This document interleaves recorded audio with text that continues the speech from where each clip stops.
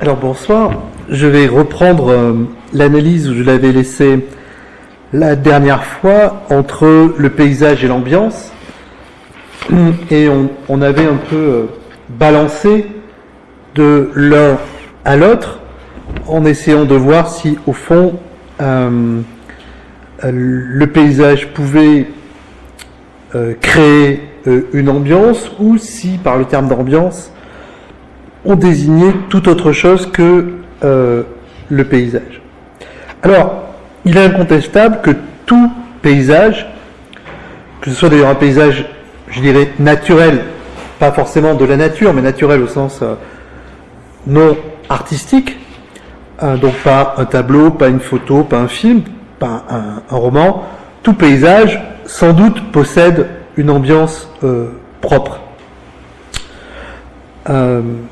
Même, au fond, les paysages qui nous semblent les plus anodins, j'avais donné ici comme exemple dans les films d'Ozu, ces paysages de quais déserts, du port, ou de quais déserts, quasiment déserts, des gares, de façades d'immeubles, d'enfilades de néons clignotant dans la nuit, etc. On voit dans les derniers films d'Ozu, notamment ceux en couleur, que même ces paysages anodins de la ville contemporaine dégagent une certaine atmosphère, voire une atmosphère mélancolique, au fond, ces hommes dans les grandes villes, ces hommes et ces femmes dans les grandes villes, dans la solitude des transports en commun, qui cachent au fond ces petits drames ordinaires qui se jouent dans les rues, dans les maisons, etc. Enfin, tout ce qu'évoquent ces plans d'Ozu qui très souvent ont lieu entre d'ailleurs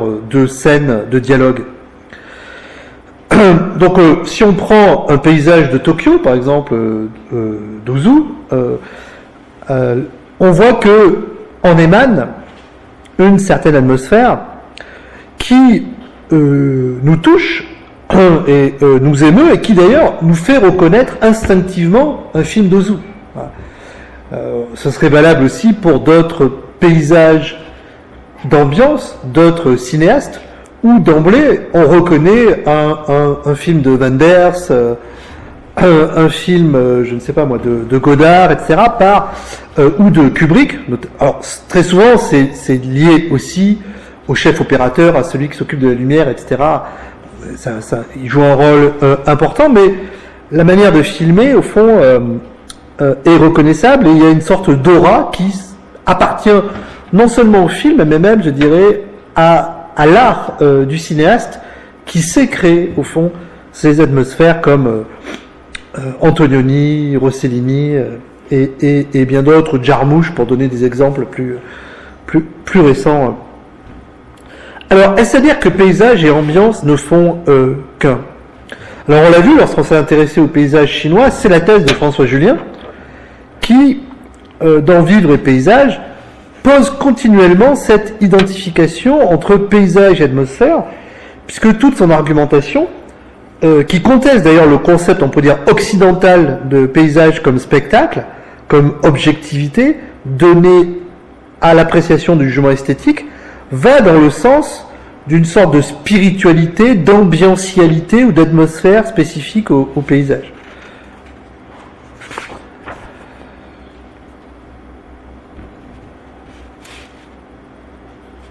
Alors, je passe parce que on avait déjà évoqué cette question. À la fin de son essai, Julien remarque que la plupart des paysages chinois, qui soient d'ailleurs peints ou réels, des paysages dans la nature, comportent très souvent, souvent placés à mi-hauteur de la pente, des petits pavillons, ting, où le voyageur, spectateur, peut s'arrêter et contempler à son gré ce qui l'entoure.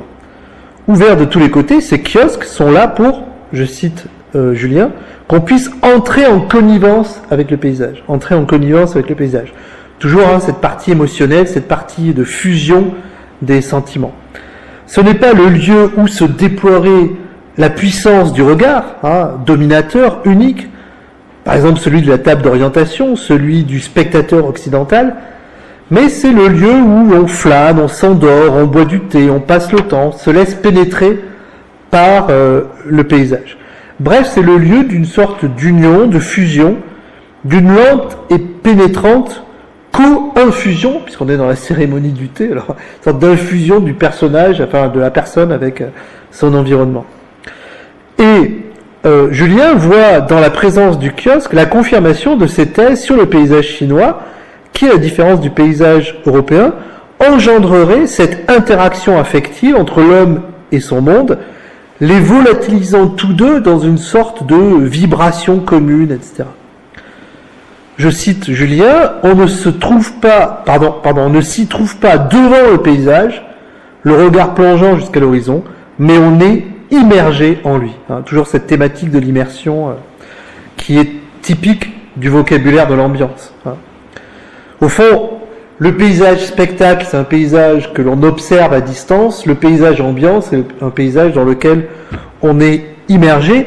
Et je remarque d'ailleurs que beaucoup d'ingénieurs, de créateurs d'atmosphères dans des lieux commerciaux, dans des lieux de divertissement, etc., travaillent beaucoup à ces expériences immersives.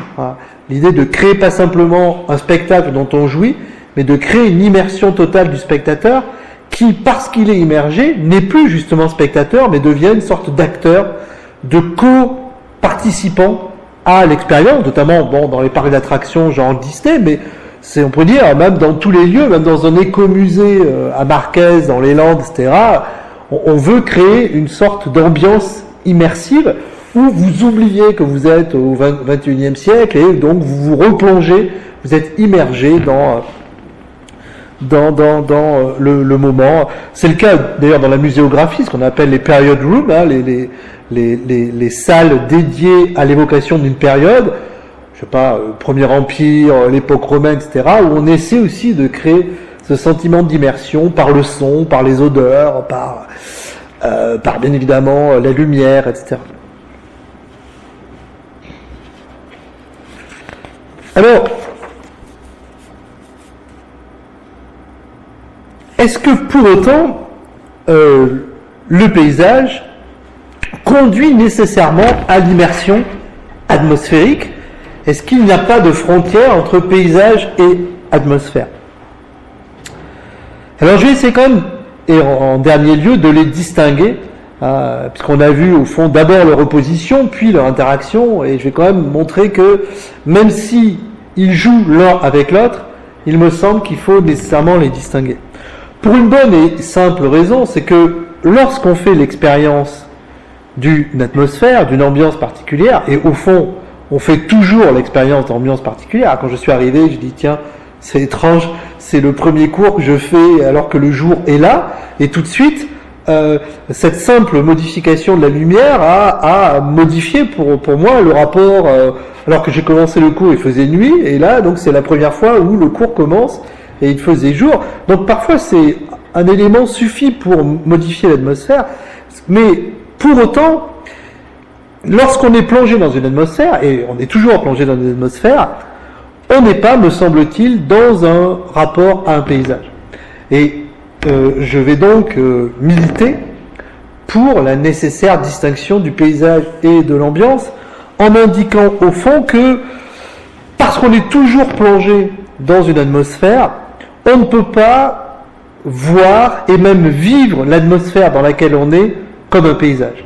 Si on peut vivre le paysage comme une atmosphère, et si d'une certaine manière les créateurs de paysages, les peintres, les écrivains, les scénographes, etc., veulent produire en nous ce sentiment d'immersion, c'est une chose. Mais ça ne veut pas dire que toute atmosphère soit elle-même un paysage. Et j'ai même l'impression qu'elle résiste à devenir un paysage. Pourquoi ? Parce que si l'atmosphère dans laquelle je vis, ou dans laquelle je suis, atmosphère joyeuse, atmosphère triste, mélancolique, hostile, inquiétante, enfin peu importe, n'importe quel type d'atmosphère, si je vis cette atmosphère comme un paysage, il me semble que je ne vis plus du tout la même chose. C'est-à-dire qu'il y a une modification de mon expérience quand on passe de l'atmosphère au paysage. Parce que quand on passe au rapport à un paysage, on met, me semble-t-il, à distance cette atmosphère que l'on regarde d'un espace distant, comme un tiers, hein, et même d'ailleurs les atmosphères elles-mêmes peuvent être transformées par notre regard en paysage. Je l'ai déjà indiqué, mais il se peut très bien que plonger dans une atmosphère où tous les gens semblent être immergés dans la même atmosphère, moi-même je ne participe pas de cette atmosphère. Il se peut par exemple que dans une atmosphère festive, pour X ou Y raison, moi-même je ne suis pas dans l'humeur de faire la fête, et que là je vois bien l'atmosphère qui m'entoure, je vois bien que les gens sont gays, que les gens ont une certaine attitude qu'ils n'auraient pas dans une atmosphère qui ne serait pas gaie, etc. Ils dansent, ils rient, ils boivent, ils sont plus détendus, etc. Mais moi, je ne suis pas dans cette atmosphère-là. Or, je perçois cette atmosphère, mais je n'y participe pas. Et donc, que devient pour moi cette atmosphère? Elle devient un paysage. Inversement, il se pourrait très bien que dans une atmosphère qui est censée être triste, un enterrement, moi-même, pour, là aussi, différentes raisons, je ne sois pas spécialement triste, peut-être parce que je suis ravi que cette personne soit morte, peut-être parce que je suis là par obligation et que je n'ai pas... Et là, j'observe tout le cérémonial très puissant hein, de l'enterrement comme un paysage, comme l'enterrement ardent de Courbet, si l'on veut. Et là, je ne suis pas forcément dans l'atmosphère.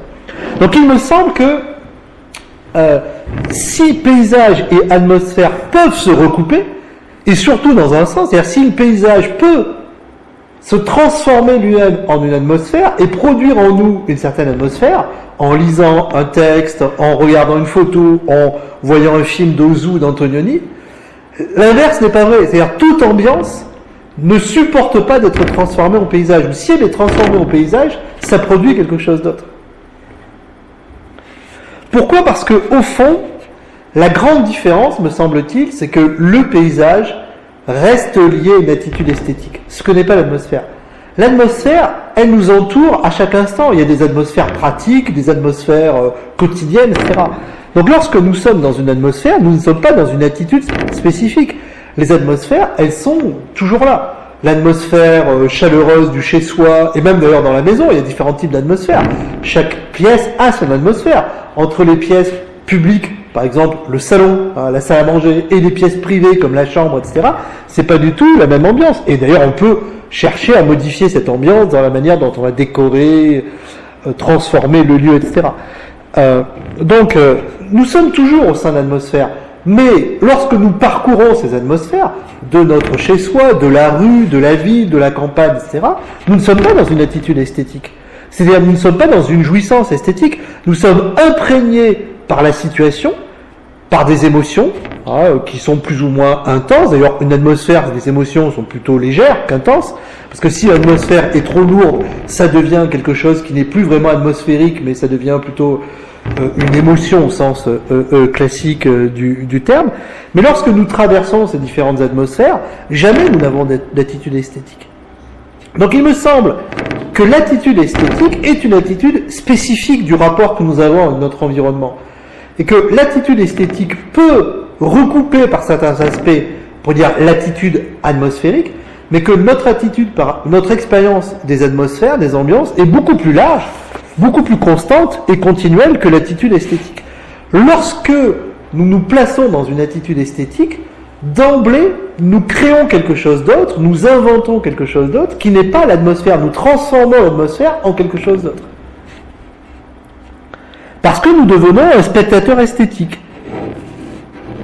Alors, il y a un exemple fameux qui est évoqué depuis l'Antiquité, notamment dans le poème philosophique de Lucrèce de la nature des choses. C'est le passage où Lucrèce décrit une personne qui assiste au bord d'une falaise au naufrage d'un bateau dans la mer déchaînée. Et donc cette personne voit ce naufrage, et donc bien évidemment il voit, il sait que les gens vont se noyer, etc. Donc il y aura peut-être des rescapés, mais il sait que c'est une catastrophe, et donc il voit ce naufrage avec bien évidemment les émotions tristes, peut-être de colère que cela peut susciter. Par exemple, quand on a vu le Costa Concordia qui échoue, il y a à la fois de la tristesse et de la colère par l'impéritie du commandant, etc. Donc, alors, revenons à Lucrèce, on va aller sur le Costa Concordia de côté. Lucrèce décrit l'attitude de ce personnage.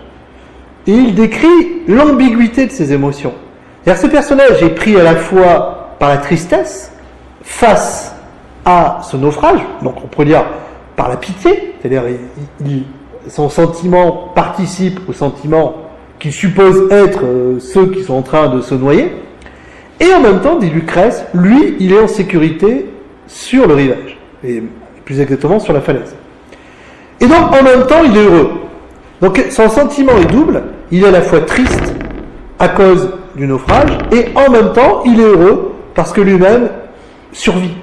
Et d'ailleurs, dit Lucrèce, ce qui me semble-t-il quelque chose de très juste et que l'on constate nous-mêmes dans notre goût morbide pour les spectacles, comme disent les journalistes de désolation, c'est que bien évidemment, à chaque fois, nous nous désolons tout en nous rassurant d'être vivants, et même, on peut dire même en ayant un sentiment d'avoir survécu, même si on n'a pas vécu cette tempête-là, ou ce naufrage-là, ou cette catastrophe-là, d'être en sécurité. Et donc même ça augmente, dit Lucrèce, notre puissance d'existence, notre volonté de vivre. Donc non seulement nous sommes rassurés d'être en sécurité, mais en plus ça nous ça nous excite pas, mais ça nous renforce, ça augmente notre puissance, dirait Spinoza. D'où d'ailleurs notre goût à voir des spectacles de désolation, parce qu'on se sent encore plus vivant. Donc c'est pas simplement par morbidité, c'est parce qu'on ne veut pas voir simplement les autres souffrir. C'est qu'on voit et on peut, d'une certaine manière, participer sur le mode de la pitié à la souffrance des autres, et en même temps, on se sent à l'abri, et en plus, on se sent encore plus fort, puisque nous, on a, d'une certaine manière, survécu à ce naufrage. Petite digression, d'ailleurs, c'est dans Masse et puissance, un livre d'Elias Canetti, il essaie d'expliquer une des raisons possibles des massacres génocidaires au XXe siècle, et il parle beaucoup de Staline et de Hitler, et il parle de leur passion à s'entourer de charniers. Et il dit que l'une des caractéristiques du tyran, c'est que le tyran aime joncher son parcours de mort. Et on connaît tous des exemples célèbres de Gengis Khan avec des montagnes de crânes, etc. Et pourquoi, et Canetti dit pourquoi le tyran aime à s'entourer de morts, parce qu'il se sent encore plus vivant.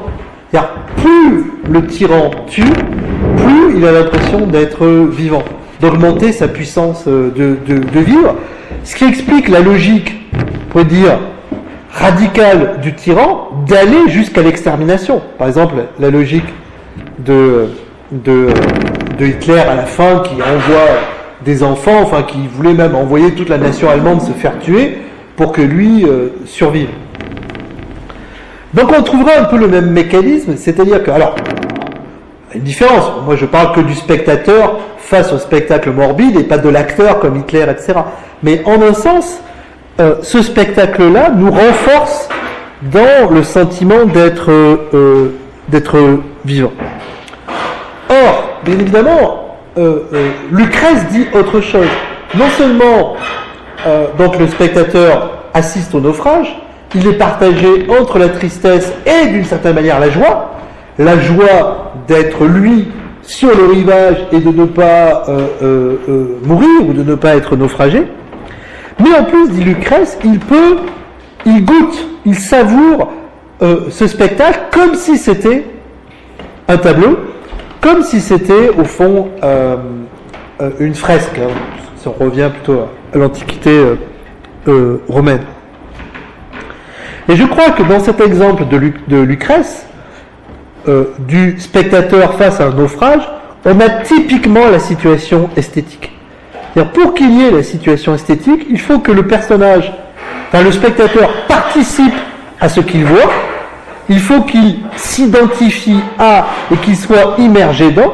Par exemple, dans un roman, il faut qu'on ait cette capacité de participation, de se projeter dans les personnages, comme le spectateur de Lucrèce se projette dans le naufrage, et en même temps, le spectateur doit savoir qu'il n'est pas totalement dans la réalité qu'il voit, que lui est à l'abri en tant que spectateur, en tant que lecteur, en tant que téléspectateur ou autre. Et l'ambiguïté de cette situation, me semble-t-il, est caractéristique de l'ambiguïté de toute attitude esthétique. L'attitude esthétique est à la fois une attitude qui exige de la part du spectateur, c'est-à-dire de celui qui jouit esthétiquement d'une œuvre, à la fois de participer, de se projeter affectivement dans le tableau, dans le spectacle du naufrage, etc., dans le roman, et en même temps de le faire en sachant qu'il est à distance et qu'il ne risque pas d'être affecté par une immersion trop grande. Alors, parfois ça peut arriver. C'est-à-dire que le lecteur peut s'immerger tellement dans un roman qu'il va commencer à vivre comme les personnages de romans eux-mêmes. Mais bien évidemment, pour nous, ça leur relèvera de la psychopathologie. Alors, il y a eu des cas. Au XVIIIe siècle, nombre de jeunes gens se sont suicidés après avoir lu Werther de Goethe, etc. On a eu des cas comme ça où des romans produisent au fond des comportements d'identification des individus qui se mettent à agir comme les personnages de romans jusqu'au suicide si le personnage de roman se suicide, ou jusqu'à, au fond, à vivre comme les personnages de romans, etc. Alors, encore faut-il savoir si la personne qui fait cela joue ou le fait intégralement. Parce que bien évidemment, chacun peut jouer à des personnages de cinéma, de séries, de romans, etc. Est-ce que la personne s'immerge totalement dans la fiction, que ça va le conduire à une identification totale qui va modifier sa vie? Ça, on peut en douter, ou si ça se produit, bien évidemment, on sera dans le cas d'une pathologie. Donc même dans le cas de cette personne-là, il maintient quand même une certaine distance, qui est la distance du jeu. C'est-à-dire que ce qui est fondamental dans l'attitude esthétique, c'est le jeu. Jeu, J-E-U, le fait de jouer. C'est que bien évidemment, la personne elle fait comme si. C'est-à-dire qu'elle sait qu'elle n'est pas sur le bateau qui est en train de sombrer, mais elle peut à la fois faire comme si, pour ressentir les émotions de ceux qui sont en train de sombrer, et en même temps, comme elle sait qu'elle n'est pas sur ce bateau, elle peut en jouir esthétiquement. Et donc, au fond, l'attitude esthétique est fondée, me semble-t-il, sur la simulation. Nous simulons des émotions qui sont spécifiques. Nous simulons, en lisant des romans, en regardant des films, nous simulons l'amour, nous simulons la colère, nous simulons la joie, nous simulons la jalousie. On peut simuler des émotions multiples. Alors, parfois, comme j'ai dit, ça nous prend tellement que ça peut, on peut dire, teindre sur notre vie réelle, ça peut avoir des effets insoupçonnés. Et c'est à nous, au fond, de gérer, le terme est un peu laid, mais de contrôler ou de maîtriser l'influence de ces émotions simulées esthétiques qui parfois ne sont plus simulées, mais qui peuvent modifier nos comportements. Pas simplement parce qu'on se prend pour le personnage, mais parce que on peut aussi vivre en considérant que les émotions que nous avons vécues dans les expériences esthétiques sont les plus hautes, et qu'elles sont beaucoup plus riches que les émotions réelles que la vie nous offrirait.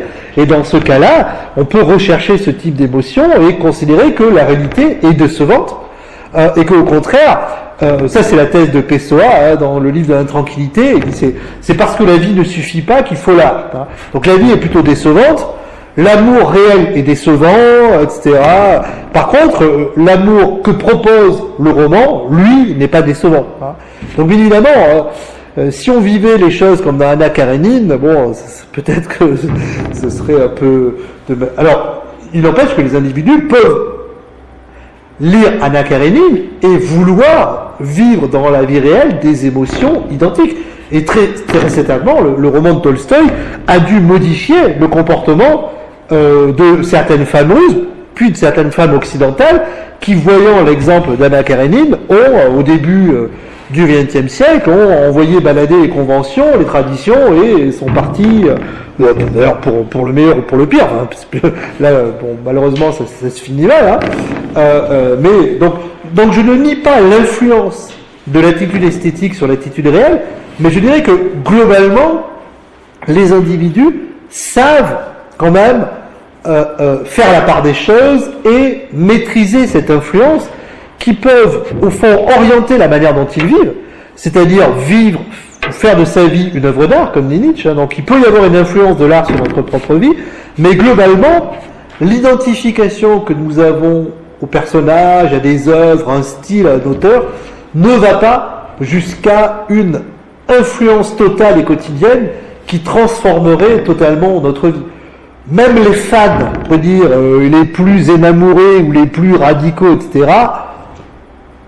maintiennent quand même, ils ont un travail à côté, ils payent des impôts, et donc ils répondraient pas à la convocation de l'administration en disant non mais moi je suis un chevalier qui vit au XIIe siècle, et donc évidemment on trouverait la situation absurde. Donc là, et donc au fond ils font comme si. Et je crois que le cœur de l'attitude esthétique, et même de la création artistique, mais surtout, là je me place du point de vue du spectateur, c'est la simulation. C'est-à-dire que nous avons inventé depuis très longtemps, après tout depuis l'art rupestre à Altamira, à la grotte Chauvet, etc., les hommes ont inventé la capacité de simuler des scènes, des réalités, voire de l'irréel, parce que bon, si on prend l'art rupestre, les scènes représentées ne sont pas très réalistes, et nous pouvons simuler des émotions, nous pouvons simuler des situations, nous pouvons simuler des récits, et donc nous avons la capacité de reproduire, de distordre le réel et de nous projeter par l'imagination dans le réel que nous avons créé et dont nous jouissons. Et au fond, quand nous sommes devant un paysage, qu'il soit un paysage naturel ou un paysage artistique, c'est cette capacité-là que nous retrouvons. C'est-à-dire à la fois immersion et distance. Et c'est ça la simulation. Si l'art n'était que d'immersion, il n'y aurait pas de simulation. Si l'art n'était que la participation affective, alors les individus s'identifieraient, je dirais pathologiquement, avec les œuvres qu'ils contemplent. Or, ce n'est pas le cas. Pourquoi ? Parce qu'ils gardent une distance. Parce qu'ils connaissent leur situation. Ils savent qu'ils ne sont pas dans l'œuvre, mais qu'ils sont encore devant. Ils savent que c'est un roman, que c'est un tableau, que c'est un film, etc. Et d'ailleurs, quand aux enfants, on leur rappelle, parce que parfois, eux, n'ont pas cette capacité, au fond, de prise de distance, et on leur rappelle, au fond, qu'il y a une distance à prendre, et que ceci n'est qu'une fiction, que rien ne s'est passé, parce que bien évidemment, eux, pris par l'immersion affective, ils peuvent croire que les émotions que vivent les personnages lus ou vus sont des émotions réelles, et que ça peut avoir une influence sur leur propre comportement, jusqu'à produire des pleurs, etc., des angoisses, etc. Donc on apprend ce jeu esthétique. Et d'ailleurs, les enfants jouent parce qu'ils simulent. Eux-mêmes apprennent à simuler des situations, etc. Et je crois que l'art et le jeu sont intimement liés. Et que, c'est pas moi qui l'ai dit le premier, c'est une thèse même qu'on trouve chez Kant dans la critique de la faculté de juger, et que Roger Caillois, dans Des jeux et des hommes, avait développé. Mais l'art est lié au jeu. Pas simplement parce que avec l'art nous jouons, enfin au sens, mais parce que le spectateur lui-même joue. Et il joue, alors il n'a pas la possibilité de jouer réellement parce que c'est pas lui qui crée, c'est-à-dire le créateur lui joue à mettre en place telle scène, etc. Mais il joue quand même dans sa capacité de refaire les situations et de s'identifier. Et il joue surtout dans sa capacité de simulation. En français on a le terme de jouer ou de jeu, on n'a pas les deux nuances que l'anglais a entre le play et le game. Game, c'est le jeu au sens, le jeu réel, le jeu auquel on joue. Game, ce sont les échecs auxquels on joue, etc. Play, ça veut dire jouer sans avoir un jouet en particulier. On peut jouer sans jouer. Play, ça veut dire jouer au sens de simuler, d'inventer, d'imaginer. Le français a un seul mot pour dire les deux situations, c'est-à-dire le jeu comme jouer avec et le jeu comme jouer en faisant comme si. C'est comme disent les enfants, c'est pour de faux. Ça, c'est le play. Ben, l'art, je dirais, c'est du play. On n'a pas besoin de game, on n'a pas besoin d'un jeu réel, on peut simuler. Donc le point de vue esthétique, l'expérience esthétique, au fond, elle est ambiguë, elle est ambivalente. elle est à la fois l'engagement affectif dans ce que l'on voit, dans le paysage, qui là devient ambiance, si l'engagement affectif est total, c'est-à-dire si le spectateur voit ce naufrage et qu'il est vraiment sur le bateau, etc., là il est pris par l'ambiance du naufrage et donc il panique. Mais ce n'est jamais, je dirais, cette situation-là. C'est à la fois cette situation et l'autre situation qui est la suivante. Je sais que je suis sur le rivage, je sais que je suis devant ma télévision, devant l'écran, devant mon livre, je suis en train de lire ou de voir cette scène horrible. En même temps, je participe affectivement et en même temps, je suis à distance, je suis protégé et je fais semblant.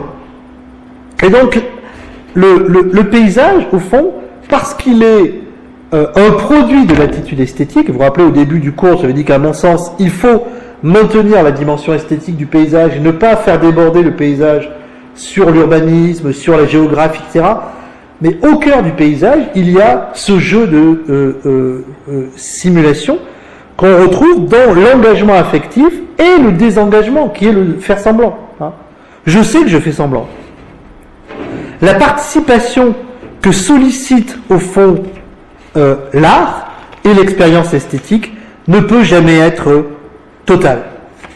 Alors, je m'inspire ici d'un auteur dont je n'ai pas encore parlé, qui est un philosophe français qui s'appelle Dufresne, qui est mort dans les années 80, et un livre s'appelle Phénoménologie de l'expérience esthétique, notamment le tome 2 qui s'appelle La perception esthétique, et Dufresne dit ceci: l'attitude du spectateur au théâtre est en quelque sorte intermédiaire entre celle qu'ont à l'office religieux le croyant et l'incroyant.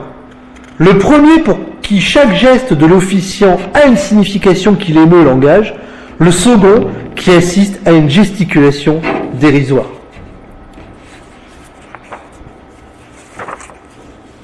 Alors la citation est assez longue, je vais la dire et puis je vais reprendre les éléments. Le spectateur, donc il fait d'abord une comparaison entre le spectateur du théâtre, mais qui serait le spectateur du paysage, d'une photo, d'un tableau, d'un film, etc. Donc il dit il est à la fois croyant et incroyant. Il est croyant parce qu'il participe effectivement comme s'il était dans une messe, et puis il est incroyant parce qu'au fond, tout d'un coup, il ne participe plus à la messe, mais il voit la gesticulation du prêtre, des enfants de chœur, etc. C'est l'exemple que je donnais tout à l'heure. Soit on est dans l'immersion, soit on est dans la distance. Et d'ailleurs, parfois, à la messe, je donnais des exemples d'atmosphères dans lesquelles on était pris, tout d'un coup, on pouvait sortir, on peut très bien dans une messe, tout d'un coup, ne plus être pris, au fond, par l'émotion de la liturgie, et tout d'un coup, voir ça simplement comme un spectacle, comme un paysage, et soit trouver ça ridicule, soit en jouir, mais simplement de manière esthétique, en disant... Et d'ailleurs, je crois que beaucoup de gens qui vont à la messe n'ont plus que cette attitude-là. Enfin, beaucoup ne sont plus vraiment dans la participation affective, etc. Certains, les églises sont surtout remplies à Pâques, etc. Lorsque c'est plutôt un spectacle, on sait que ça va être un spectacle, etc. Je doute que la capacité d'engagement affectif soit encore totale chez ceux qui fréquentent les églises. Mais il se peut très bien que... Alors, d'ailleurs, c'est assez... Je fais une digression. En fait, j'oppose les deux. C'est-à-dire, j'opposerai l'attitude du croyant qui serait dans la participation affective et l'attitude du spectateur esthétique qui serait dans la contemplation du rituel. Mais en fait, c'est pas aussi simple. C'est-à-dire, l'Église, d'emblée, a lié les deux. Elle a travaillé esthétiquement le rituel pour que le rituel de simple jouissance esthétique crée la participation affective.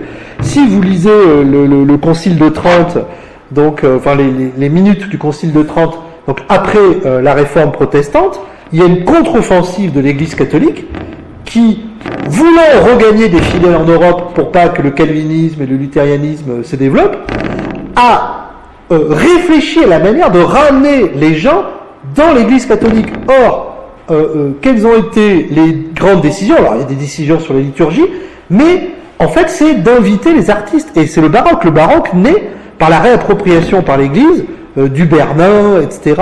Et donc recréer un rituel fascinant qui recrée l'immersion. Donc il ne faut pas opposer les deux, il ne faut pas opposer le croyant qui participe et l'incroyant qui observe de manière esthétique, parce qu'au fond, l'Église elle-même a développé son décorum esthétique et artistique pour produire de la participation. Mais, bien évidemment, pour beaucoup, cette participation affective n'existe plus, et donc pour nous, au fond, moi en tout cas qui ne suis pas croyant, bien évidemment, mon grand plaisir, c'est d'aller visiter les églises. L'été dernier encore en Toscane, où aux grandes dames des enfants, c'était des visites quasi quotidiennes d'églises, de cathédrales, de basiliques, et bien évidemment, j'étais émerveillé, mais c'était un émerveillement purement esthétique, et pas forcément de croyant. Alors, je reprends, donc, c'est ça l'ambiguïté. L'ambiguïté n'est pas l'opposition, c'est-à-dire que les deux sont entremêlés. C'est-à-dire, l'immersion affective peut tout d'un coup devenir un simple spectacle. Le spectacle peut produire de l'immersion. Et donc l'Église était bien consciente de cela, qui a d'abord créé des liturgies spectacles pour créer de l'adhésion affective. Et c'est ce qu'elle reprochait d'ailleurs au protestantisme. C'est que, bien évidemment, dans le protestantisme, l'aspect d'apparence esthétique est réduit à quasiment rien. Les temples sont très sobres, la liturgie est très simple, le pasteur lui-même, au fond, n'a pas... il suffit de voir les vêtements de la hiérarchie catholique. Les chapeaux différents, etc. Vous allez sur Internet, vous tapez liturgie catholique ou vêtements, etc. Vous allez voir pour l'évêque, pour le cardinal, pour l'archevêque, etc. Il y a 15-20 vêtements différents, etc. Donc tout ça, et je trouve ça merveilleux. D'ailleurs, je serais plutôt de culture catholique que de culture protestante pour ma part, parce que je trouve que c'est plutôt, pour différentes raisons. Mais il y a une sorte de débauche esthétique qui est fascinante. Mais tout ceci n'est pas simplement par goût de l'art. Bien évidemment, tout ce décorum, cette richesse visuelle, sonore, pensons à la musique de Bach, etc., toute cette création d'églises, ces styles, etc., ont été faits pour susciter la participation affective. Et bien évidemment, je dirais d'ailleurs toute institution fait de même. L'État, l'armée, la justice, etc. Parce qu'il y a les mots célèbres de Pascal, si au tribunal on enlevait les robes des juges, on enlevait les insignes, les drapeaux, etc., que resterait-il ? Il resterait le fait que les individus ne croient plus en la justice. Donc la justice sans son décorum n'est plus la justice. Et d'ailleurs Pascal ne faisait pas cette remarque parce qu'il était anarchiste, au contraire, il considérait qu'il fallait que l'institution ait cette robe, je dirais, cette robe esthétique. Parce qu'elle crée de la participation, elle crée de l'adhésion. Si vous voulez créer de l'adhésion, créez du spectacle. Et le spectacle créera de l'adhésion. Et je dirais que tout système autoritaire ou hiérarchique a bien compris cela, puisqu'il ne cesse de se mettre en scène et en spectacle. Même dans les démocraties libérales et représentatives. C'est pas le propre des tyrannies ou des institutions autoritaires. Digression fermée, revenons à la citation de Dufresne. Le spectateur doit s'intéresser assez au spectacle pour le suivre, pas assez pour en être dupe. Assez pour sympathiser avec les personnages, pas assez pour s'identifier à eux, assez pour être suspendu à l'action, pas assez pour intervenir comme si elle était réelle. Et partout la perception esthétique requiert un certain détachement que le corps peut vivre, dont la sensorialité peut être l'organe, et dont le principe est sans doute dans l'imagination en tant que pouvoir de prendre ses distances. Alors cette citation de Dufresne, elle résume clairement tout ce que j'ai voulu développer. Je la reprends. L'attitude du spectateur est intermédiaire. C'est ça l'ambiguïté. Intermédiaire. Entre celles qu'on parle, si on prend l'exemple de l'office religieux, le croyant et l'incroyant, le premier qui adhère à la signification de tous les gestes du prêtre, qui est engagé effectivement dans ces gestes, le second qui assiste à une gesticulation dérisoire. Le spectateur doit s'intéresser assez au spectacle pour le suivre, participation, pas assez pour en être dupe, distance du comme si, assez pour sympathiser avec les personnages, sympathie, on est dans l'émotion atmosphérique, pas assez pour s'identifier à eux, assez pour être suspendu à l'action, pas assez pour intervenir, etc.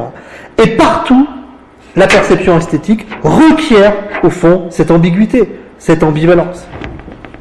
Ce qui vaut pour le théâtre, dont parle ici Dufresne, me semble-t-il, vaut pour tous les paysages et pour tout rapport à une œuvre, et même pour toute attitude esthétique. Cela montre que l'attitude habituelle que nous avons face au paysage, oscille entre l'immersion et la distance. On ne baigne jamais totalement dans un paysage. On simule ce Untergehen dont parlait Carus, ce naufrage, cette immersion dans.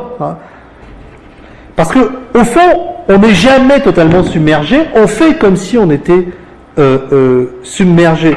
C'est-à-dire, si on était trop submergé et qu'on parvenait à une ambiance totale qui nous engagerait affectivement, ça annulerait le paysage. On ne serait plus dans un paysage, on serait comme dans la messe, on participerait effectivement au rituel, mais on ne le verrait plus comme paysage. Alors cette oscillation, c'est ce qu'on pourrait appeler l'oscillation entre l'abstraction et l'empathie. L'empathie, c'est cette capacité de se projeter affectivement dans l'intropathie ou la sympathie ou empathie, enfin ça dépend comment on traduit le Einfühlung allemand. Et l'abstraction, c'est la distance, c'est le fait de savoir que l'on fait comme si. Le retrait.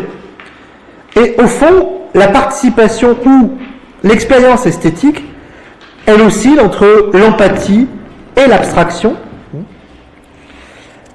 Et Wöhringer, qui est l'historien d'art et philosophe de l'art allemand du début du XXe siècle, qui a développé cette distinction entre abstraction et empathie, il va plus loin. C'est-à-dire que pour lui, l'abstraction et l'empathie, ce ne sont pas simplement deux possibilités que le spectateur a. C'est aussi deux tendances de la création artistique. C'est-à-dire qu'il y a un art qui va vers la participation affective, et un art qui doit susciter au contraire la distance esthétique. Et me semble-t-il, Wöhringer voit quelque chose de très juste. C'est-à-dire que cette ambiguïté que j'ai placée du point de vue du spectateur, Wöhringer à la place du point de vue du créateur, de l'artiste. C'est-à-dire qu'au fond, on a un art qui veut produire des œuvres créant de l'empathie, de l'affect, créant de l'immersion, de la participation. C'est un art, dit Wöhringer, qui ne se soucie moins de la forme, mais plus du fond affectif de l'œuvre. Et d'ailleurs, Wöhringer relie toute l'histoire de l'art en montrant que certains styles vont plutôt vers la tendance empathique, d'autres plutôt vers la tendance abstraction formelle. Alors que l'artiste peut aussi rechercher non plus la simple participation que d'ailleurs Wöhringer nomme organique, sensible, quasi corporelle avec l'œuvre. Il est au contraire dans une recherche d'abstraction de forme. Et donc dans ce cas-là, on a, alors bien sûr ce sont deux grandes tendances qui peuvent se combiner, etc. Mais pour Wöhringer, on aurait un art qui irait vers la création d'œuvres devant susciter des émotions, devant susciter la participation organique, corporelle, sensible, affective, et des œuvres qui au contraire seraient beaucoup plus soucieuses de création de formes, presque d'intellectualisation de l'œuvre. Et Wöhringer montre ceci dès l'art préhistorique. C'est-à-dire on va avoir un art qui va aller vers l'abstraction géométrique, vers des formes géométriques, qui vont plutôt faire appel à l'intellectuel qui organise les formes, donc plutôt l'abstraction, et on va avoir un art au contraire qui va aller vers des couleurs chatoyantes, vers des formes courbes, etc., qui lui va aller au contraire vers la participation affective.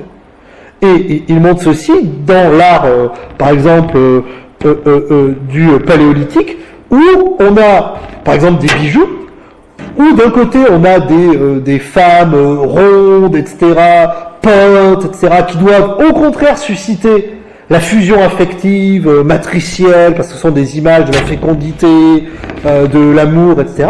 Et au contraire, on a des bijoux qui sont des triangles, des carrés, des pyramides, des formes géométriques très abstraites, qui datent de la même époque, qui datent de la même culture, et qui montrent que le type de création est très différent.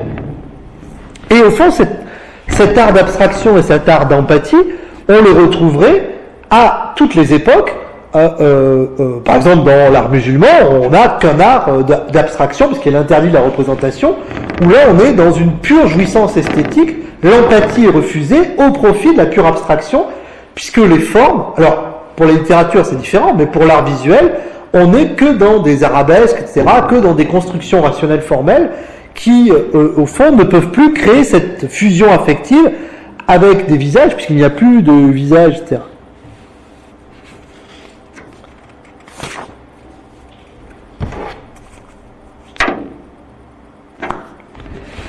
Alors, comme il me reste un peu de temps, alors j'ai achevé mon parcours sur l'ambiance et le paysage, au fond, en montrant que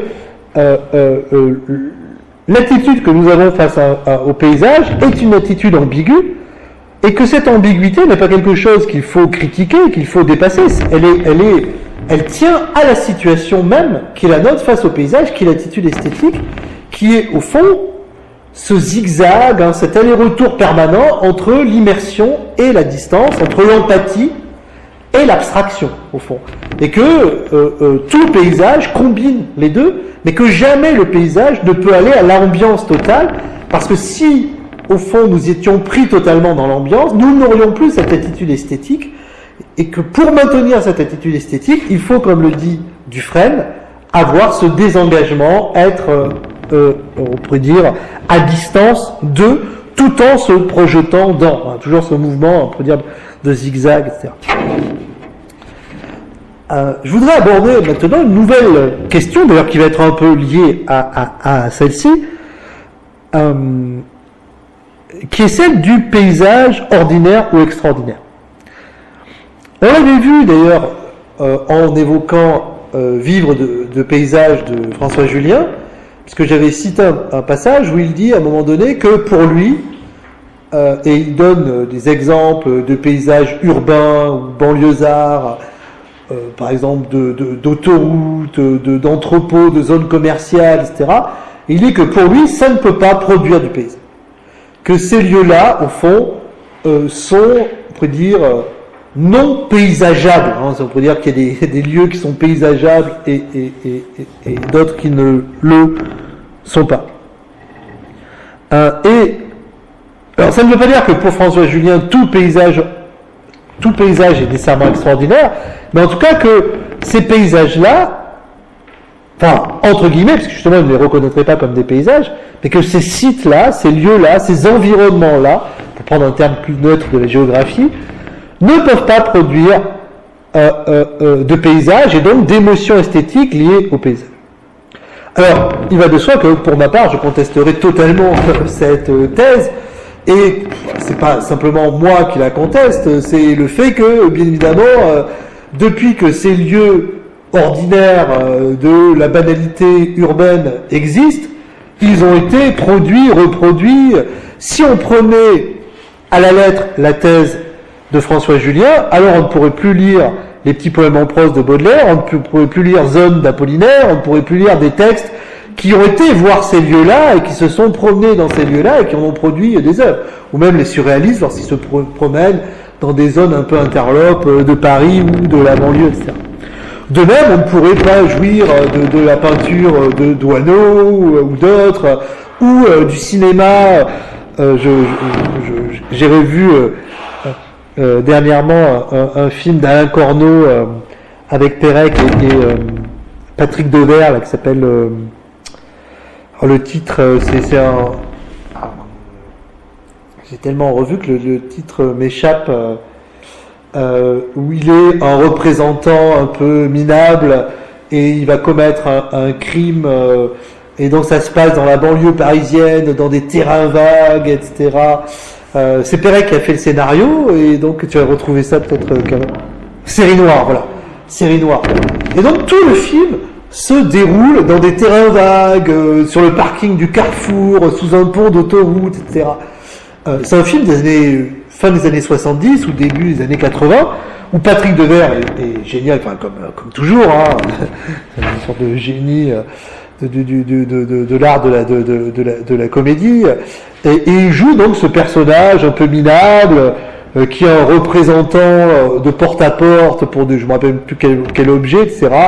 et qui, au fond, va recueillir une jeune fille qui est prostituée par sa grand-mère. Enfin, c'est série noire, c'est vraiment horrible, etc. Mais ça se passe que dans ces lieux-là. Donc, si on devrait suivre la thèse de François Julien, on ne pourrait pas goûter esthétiquement ces scènes. Enfin, on ne pourrait pas voir.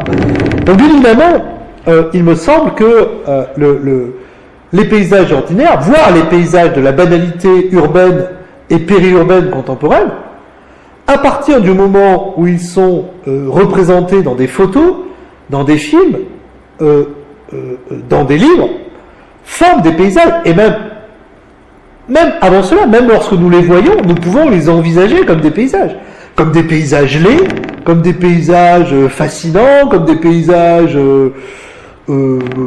ordinaires, indifférents, etc. Si on va à Boé, parce que c'est une zone immense, etc., qu'on se promène, comme je l'ai fait quelquefois, dans cette zone-là, à se perdre, parce que très souvent, si on se gare sur un parking du Décathlon, on peut pas passer dans un autre, etc., on peut avoir différentes attitudes esthétiques. Alors bien évidemment, on peut avoir d'autres attitudes. On peut avoir l'attitude du citoyen qui trouve ça absolument inconséquent de gaspiller cet espace pour produire, bien évidemment. Mais si on se place d'un point de vue esthétique, on peut à la fois voir ces lieux comme des lieux horribles, des lieux fascinants, etc. Or, si on voit ce lieu comme laid, on est dans une attitude esthétique, bien évidemment. Alors, j'ai amené un livre de Jean Rollin, j'aurais pu en amener d'autres, puisqu'il a écrit un livre qui s'appelait Les Hommes, là ça s'appelle La Clôture, et donc Jean Rollin se promène sur les boulevards des Maréchaux, hein, donc en fait il va d'hôtel en hôtel sur les boulevards des Maréchaux à Paris, donc en fait le périphérique, non périphérique, puisque ça fait le tour de Paris, mais pas par le périphérique, par les Maréchaux, hein, et il décrit cette vie. Donc il descend dans des hôtels et il décrit, alors je vais vous en lire quelques passages pour voir que, bien évidemment,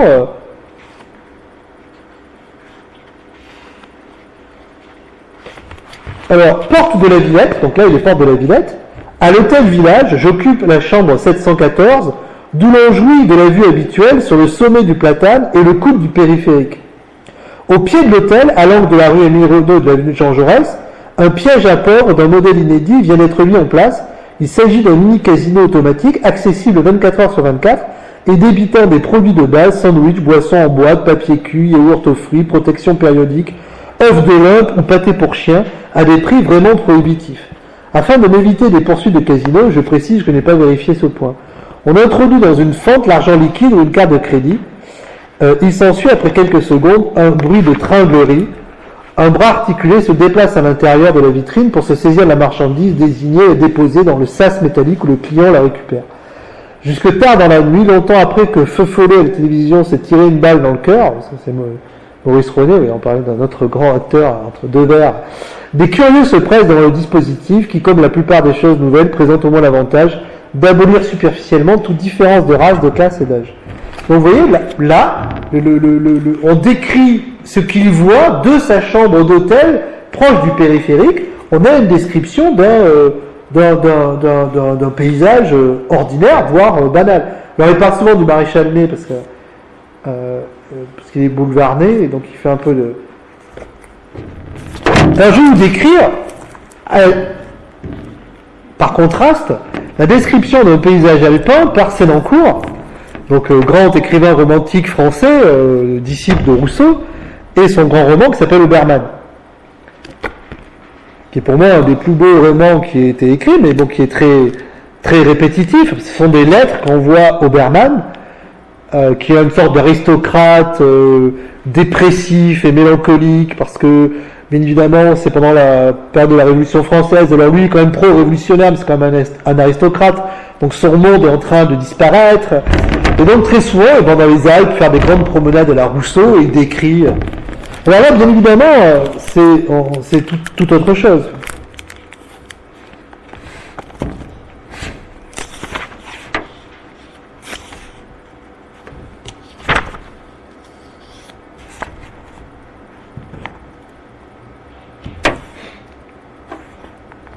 Alors, voilà, par exemple, une des promenades, donc c'est la lettre 7. La journée était ardente, l'horizon fumeux et les vallées vaporeuses. L'éclat des glaces remplissait l'atmosphère inférieure de leurs reflets lumineux, mais une pureté inconnue semblait essentielle à l'air que je respirais. Toujours à l'atmosphère. Hein. À cette hauteur, nulle exhalaison des lieux bas, nul accident de lumière ne troublait, ne divisait la vague et sombre profondeur des cieux. Leur couleur apparente n'était plus ce bleu pâle et éclairé, doux revêtement des plaines, agréable et délicat, mélange qui forme à la terre habitée une enceinte visible où l'œil se repose et s'arrête. Là, l'éther indiscernable laissait la vue se perdre dans l'immensité sans borne, au milieu de l'éclat du soleil et des glaciers, chercher d'autres mondes et d'autres soleils comme sous le vaste ciel des nuits, et par-dessus l'atmosphère embrasée des feux du jour, pénétrer un univers nocturne. Alors j'ai pris ces deux exemples. Alors, vous voyez, d'un côté, on a un Jean Rollin, description du distributeur d'œufs d'Olympe, de son hôtel, on pourrait dire, discount sur le boulevard des Maréchaux, et de l'autre, on a la description d'un glacier par un écrivain romantique qui part dans les cieux, etc. Donc au fond, d'un côté, on a un paysage extraordinaire, le glacier, les cieux, les reflets, et le personnage se noie lui-même dans une sorte de méditation métaphysique sur l'infini, etc. Et de l'autre, on a le regard hyper contemporain, d'abord sur ce coin du boulevard des Maréchaux, puis sur ce gros plan, sur ce distributeur automatique, ce mini casino, etc. Donc vous voyez que donc je vais parler un peu du paysage extraordinaire et du paysage ordinaire en partant de ces deux exemples qui montrent au fond qu'on n'est pas du tout dans la même dans le même rapport. Alors pendant longtemps, je dirais que le regard que les hommes ont porté sur le paysage, pictural, littéraire, photographique, puis cinématographique, même théâtral, parce que souvent il y a des paysages, par exemple les décors, a oscillé entre le pittoresque et le sublime. Donc le paysage quand même devait toujours être, non pas forcément extraordinaire, donc c'est pas forcément un paysage grandiose, un paysage sublime, inquiétant, mais il devait quand même avoir quelque chose de différent, et quelque chose qui retient l'attention et suscite un intérêt esthétique, ce que au XVIIe siècle on a appelé le pittoresque, en renvoyant à pittura, donc la peinture, quelque chose qui puisse être, au fond, un pittoresque, ce qui mériterait de finir en peinture. Et donc pour nous, un paysage est pittoresque. Maintenant, on peut dire est pittoresque un paysage qui mériterait de finir sur Instagram ou sur une photo ou sur une image, etc. Donc le paysage n'a pas toujours été sublime. Alors certes, on a commencé avec Pétrarque, quand même sur les hauteurs du Mont Ventoux, on a commencé avec une dimension un peu sublime. Mais le paysage n'était pas toujours sublime. Et d'ailleurs, dans les premiers paysages flamands, il n'y avait pas que du sublime, il y avait aussi du pittoresque, des petites scènes quotidiennes, etc. Mais il fallait toujours qu'il y ait quelque chose qui sorte un peu de l'ordinaire, sans être extraordinaire, qui suscite l'envie de voir autrement, je dirais. C'est-à-dire, le paysage devait quand même être un peu édifiant, il devait enseigner, nous dire quelque chose de nouveau, et pas être la simple reproduction de la réalité. Les théories du paysage elles-mêmes, d'ailleurs placées souvent à la barre très haut, puisque comme chez Ritter, on a vu, comme chez Simmel, elle faisait du paysage carrément une expérience philosophique, métaphysique ou autre.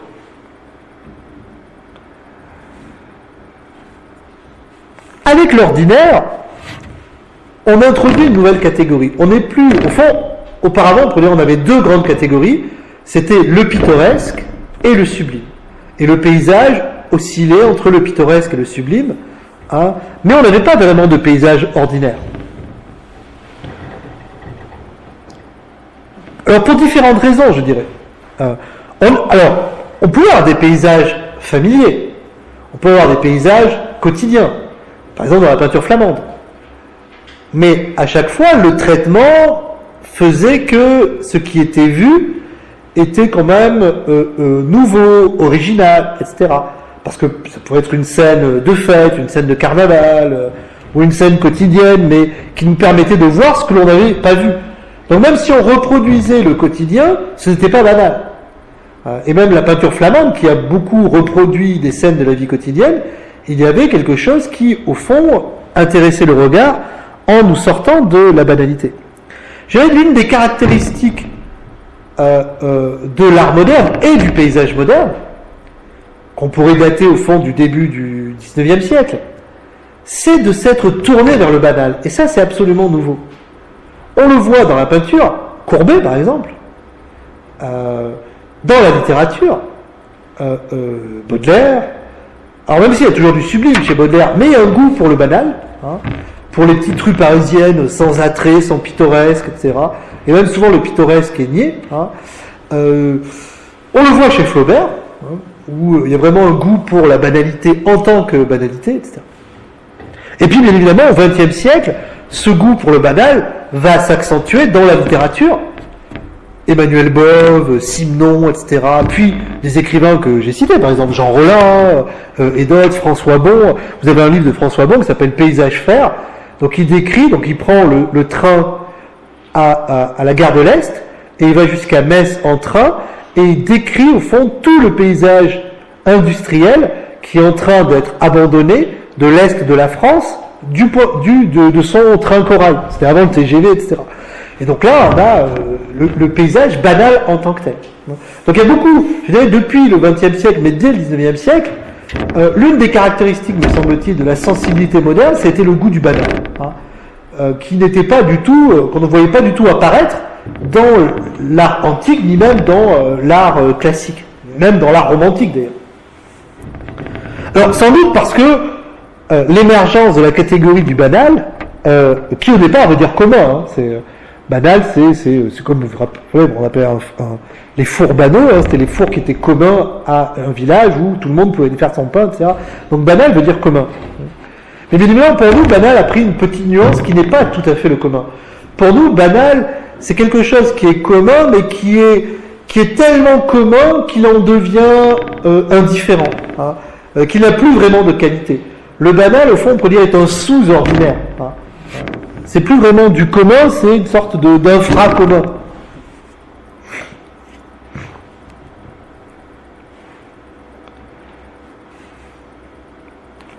Alors, je vais m'arrêter là, parce que de toute façon, c'est l'heure. Et puis là, j'allais enchaîner sur un autre aspect que je reprendrai lors de la prochaine séance. D'abord, je travaillerai un peu ce terme d'ordinaire, de banal, de commun, de quotidien, etc. Puis ensuite, on essaiera de voir des photos, des extraits de films.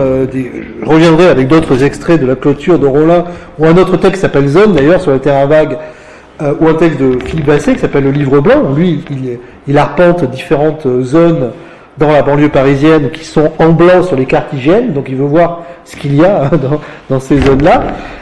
Donc d'abord on essaiera de clarifier un peu ce terme de banal, d'ordinaire, de quotidien, de commun, puis on verra pourquoi, au fond, l'art moderne s'est intéressé à la banalité et comment le paysage, comment on a vu l'émergence dans les arts plastiques, en photographie, au cinéma, l'émergence du paysage banal en tant que banal, hein, en tant que on refuse le caractère du pittoresque.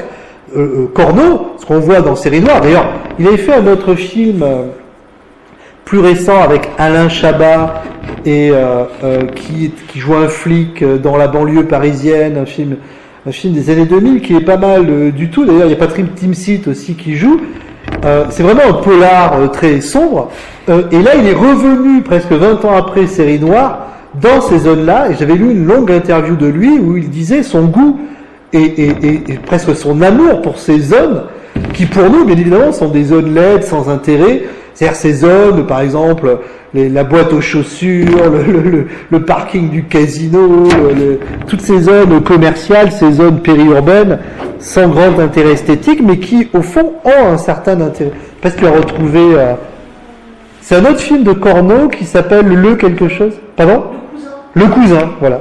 Et donc, si vous avez l'occasion de voir à la fois Série Noire et Le cousin, on voit comment, et c'est 20 ans après, au moins, c'est un film de milieu des années 90, je crois, non, Le cousin, et on voit comment Corneau, qui est un très grand cinéaste, hein, qui est plutôt connu pour avoir fait des polars, mais qui a fait aussi de très beaux films personnels,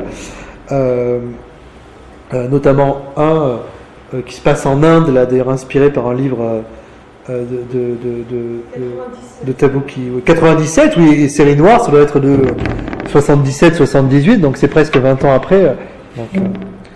Donc vous verrez, enfin si vous avez l'occasion, sont deux alors le cousin, c'est un peu moins noir que Série Noire, parce que Série Noire, c'est vraiment très sombre, les situations décrites, et puis bon, et c'est, Devers a toujours dit que c'était son meilleur film, c'est le film dans lequel il est le plus extraordinaire. Il y a une scène d'ailleurs où il se cogne la tête contre le capot de sa voiture, et il se cognait vraiment la tête contre le capot de sa voiture, et Corneau était au moment donné dire d'arrêter, parce que c'était vraiment ouvert le crâne, etc. Bon, c'est toujours un acteur un peu, oui, investi, oui. Lui, il était plutôt dans l'empathie que dans l'abstraction. Je m'arrête là, mais si vous avez des questions, évidemment,